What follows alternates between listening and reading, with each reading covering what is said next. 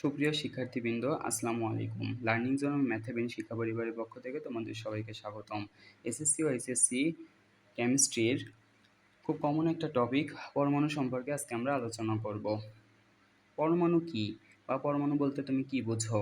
যদি এই সম্পর্কিত কোনো প্রশ্ন এসে থাকে তাহলে আমরা বলতে পারি বিজ্ঞানসম্মত উপায়ে বলতে গেলে পরমাণু মূলত সৃষ্টি হয় 13.8 বিলিয়ন বছর অর্থাৎ 1380 কোটি বছর আগে বিগ ব্যাং নামক এক মহাবিস্ফোরণের মাধ্যমে। শুরুতে অর্থাৎ প্রথম 3 মিনিটে বা তার কাছাকাছি সময় এটি ছিল প্রচণ্ড গরম এবং ঘন শক্তি সম্পন্ন। পরবর্তী সময়ের সাথে সাথে এটি ঠান্ডা হতে শুরু করে। ঠান্ডা হতে হতে এটি কোয়ার্ক এবং ইলেকট্রনের সৃষ্টি করে। কোয়ার্কটা মূলত কী জিনিস? যা মূলত মৌলিক কণা এবং প্রোটন ও নিউট্রনের সমন্বয়ে গঠিত একটি উপাদান। এরপর প্রোটন ও নিউট্রন মিলে তৈরি করে নিউক্লিয়াস, যেটি পরমাণুর কেন্দ্র বলে বিবেচিত। আর এরই চারপাশে ইলেকট্রন ঘুরে একটি পূর্ণাঙ্গ মডেল তৈরি করে। সৃষ্টি হয় হাইড্রোজেন গ্যাস। এই প্রক্রিয়া কিন্তু রাতারাতি বা 2-1 বছরে সম্পন্ন হয়নি। বিভিন্ন গবেষণা মতে প্রায় 3 লক্ষ বছর বা তার কাছাকাছি সময় অতিবাহিত হওয়ার পর এটি সংঘটিত হয়েছে। অতঃপর উচ্চ তাপ ও চাপে হাইড্রোজেন ফিউশনের মাধ্যমে হিলিয়াম সহ অন্যান্য ভারী পরমাণু তৈরি হয়। পরবর্তীতে সুপারনোভা বিস্ফোরণের মাধ্যমে আরও ভারী মৌল বা পরমাণু যেমন লোহা, সোনা প্রভৃতি মৌল তৈরি হয়। সোজা কথা বললে পরমাণুটার সৃষ্টি যদি আমরা দেখি তাহলে প্রথমে শক্তি অর্থাৎ বিগ ব্যাং বিস্ফোরণের মাধ্যমে কণা সৃষ্টি হয়েছে। কণা থেকে নিউক্লিয়াস পাইছি, নিউক্লিয়াস থেকে আমরা পরমাণুটা পেয়েছি। তো বিভিন্ন সময়ে পরমাণুর বিভিন্ন সংজ্ঞা বিজ্ঞানীরা দিয়েছেন, তার মধ্যে লুসিপাস, ডেমোক্রিটাস, বিজ্ঞানী দার্শনিক অ্যারিস্টটল, ডাল্টন প্রমুখ বিজ্ঞানী বিভিন্ন সময়ে বিভিন্নভাবে নামকরণ করেছেন। তবে পরমাণুর সুস্পষ্ট সংজ্ঞা হচ্ছে মৌলিক পদার্থের ক্ষুদ্রতম কণা যার স্বাধীন কোনো অস্তিত্ব নেই কিন্তু ক্ষুদ্রতম একক হিসেবে রাসায়নিক বিক্রিয়ায় অংশগ্রহণ করে থাকে, তাকে পরমাণু বা অ্যাটম বলা হয়। এখন আমরা পরমাণুর ফাউন্ডেশন লেভেল নিয়ে আলোচনা করব। প্রথমেই পরমাণু সম্পর্কে যদি আমরা আলোচনা করতে যাই তাহলে পরমাণুর গঠন সম্পর্কে আমাদের আলোচনা করতে হয়। এরপরে ইলেকট্রন বিন্যাস, আণবিক ভর ও পারমাণবিক সংখ্যা, আইসোটোপ ও আয়নিক চার্জ, আধুনিক পরমাণু মডেল, এর মধ্যে থাকতে পারে বোর পরমাণু মডেল, তারপরে কোয়ান্টাম মডেল। এখন আজকের ক্লাসে আমরা পরমাণুর গঠন সম্পর্কে আলোচনা করব। পরমাণুর গঠন সম্পর্কে আজকের ক্লাসে আমরা আলোচনা করব। আগেই আমরা জেনেছি পরমাণুর মূল কণিকা 3টি।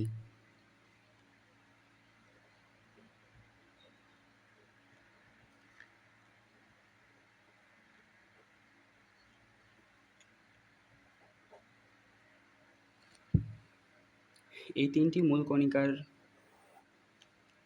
একটা হচ্ছে স্থায়ী মূল কণিকা,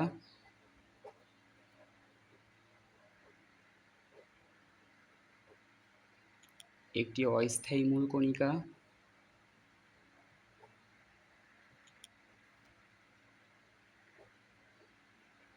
এবং সর্বশেষটি কম্পোজিট কণিকা।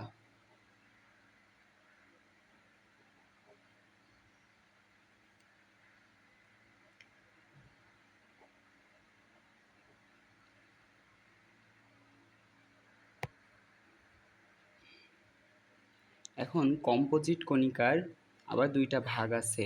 একটি হচ্ছে আলফা কণিকা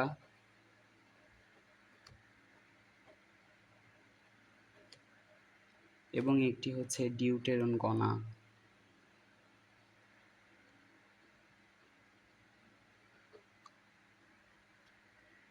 এখন আমরা যদি অস্থায়ী মূল কণিকার শ্রেণীবিভাগ যদি দেখতে যাই তাহলে দেখতে পাবো অস্থায়ী মূল কণিকা মূলত পাইওন,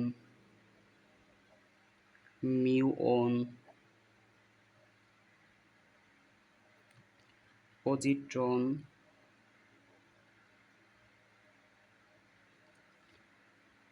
এরপর আছে গ্রাভিটন, মেসন, বোসন, ক্যামেরার জন্য দেখা যাচ্ছে না, বোসন, নিউট্রিনো,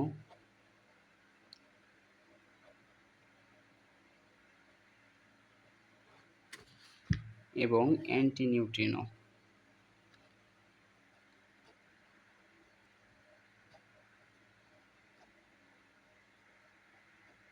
সর্বশেষ আমরা সবথেকে গুরুত্বপূর্ণ স্থায়ী মূল কণিকা সম্পর্কে আলোচনা করব। স্থায়ী মূল কণিকা সম্পর্কে আলোচনা করতে গেলে আমাদের হচ্ছে তিনটা কণিকার কথা না বললেই নয়। তার মধ্যে একটা হচ্ছে ইলেকট্রন, প্রোটন, নিউট্রন। এই তিনটা খুবই গুরুত্বপূর্ণ। আজকের ক্লাসে আমরা ইলেকট্রন, প্রোটন আর নিউট্রন সম্পর্কে বিস্তারিত এবং বেসিক যে ধারণাটা সেটা কমপ্লিট করব। তো এখন পরমাণুর স্থায়ী মূল কণিকা হচ্ছে তিনটি: ইলেকট্রন, প্রোটন, নিউট্রন। এই যে ইলেকট্রন, প্রোটন আর নিউট্রন, এই তিনটার বৈশিষ্ট্য সম্পর্কে আজকে আমরা জানব। বৈশিষ্ট্য সম্পর্কে আজকে আমরা একটা পূর্ণাঙ্গ ধারণা নেওয়ার চেষ্টা করব। প্রথমেই এই তিনটা কণিকার কত সালে আবিষ্কার হয়েছে সেই আবিষ্কারের সালটা জানব।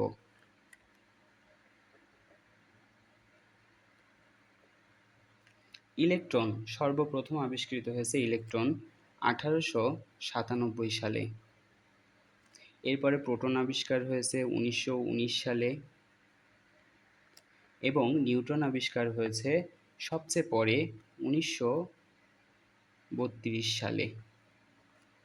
এখন এই যে ইলেকট্রন, প্রোটন আবিষ্কার যে হয়েছে, কারা আবিষ্কার করলেন সেই সম্পর্কে তো একটু আমরা ধারণা নিই। ইলেকট্রনের আবিষ্কারক হচ্ছে বিজ্ঞানী জে জে থমসন। প্রোটনের আবিষ্কারক হচ্ছে বিজ্ঞানী রাদারফোর্ড।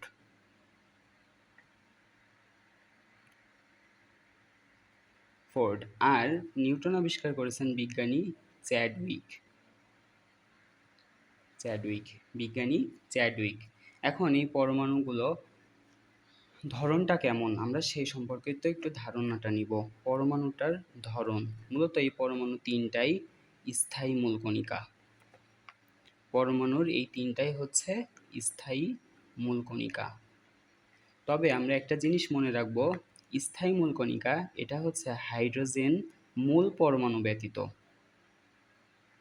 হাইড্রোজেনের যে তিনটা আইসোটোপ আছে, প্রোটিয়াম, ডিউটেরিয়াম, ট্রিটিয়াম, এই তিনটা নিউট্রন, ডিউটেরিয়াম এবং ট্রিটিয়ামের নিউট্রন আছে, বাট মূল যে কণিকা হাইড্রোজেন তার কোনো নিউট্রন নাই, এই কথাটা মনে রাখবো। এ ব্যতীত বাকি যত মৌল আছে সবগুলো মৌলেরই নিউট্রন আছে এবং সেটা হচ্ছে স্থায়ী মূল কণিকা।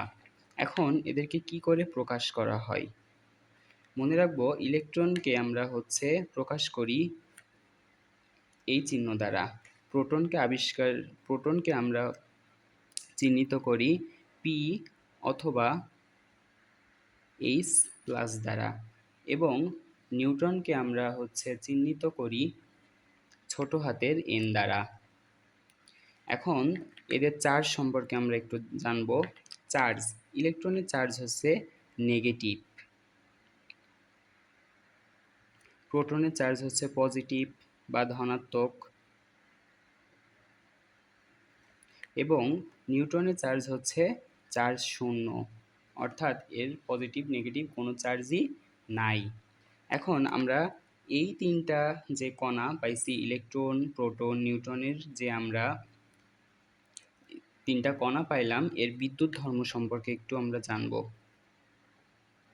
বিদ্যুৎ ধর্ম, তাহলে বিদ্যুৎ ধর্ম নিয়ে জানতে গেলে প্রথমেই আমাদের প্রোটন হচ্ছে ঋণাত্মক বিদ্যুৎধর্মী কণা।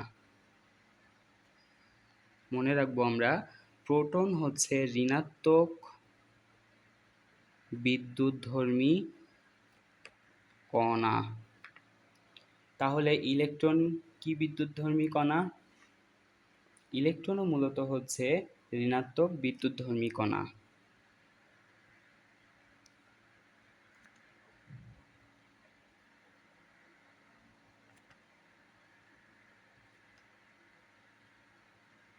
এবং নিউটনের কোনো বিদ্যুৎ ধর্ম নেই।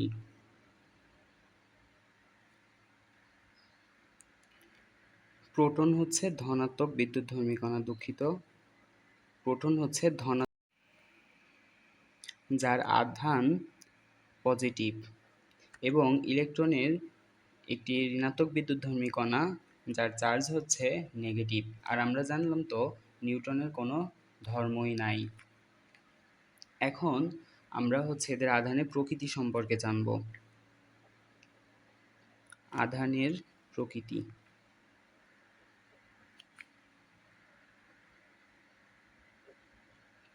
আধানের প্রকৃতি, তাহলে ইলেকট্রনের আধান হচ্ছে নেগেটিভ, প্রোটনের আধান হচ্ছে পজিটিভ, আর নিউটনের আধান হচ্ছে নিরপেক্ষ। এখন এর ভর সম্পর্কে আমরা একটু জানব।